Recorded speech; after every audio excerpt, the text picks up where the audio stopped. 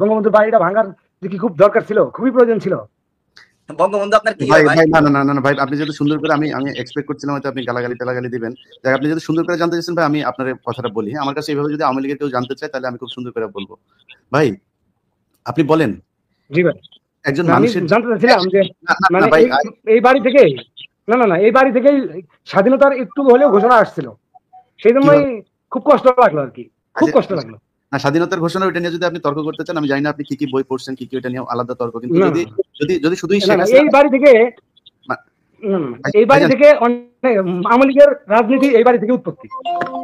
তা তো অবশ্যই আওয়ামী সেটাই লীগের মানে রাজনীতি, খুব কষ্ট লাগলো আর কি। আওয়ামী লীগের রাজনীতি তো এটা অবশ্যই আমাদেরও ভাই।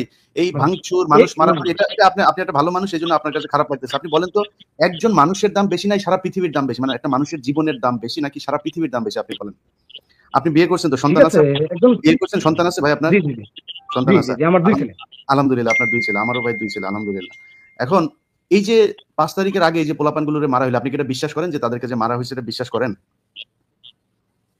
বিশ্বাস করেন কিনা বলেন?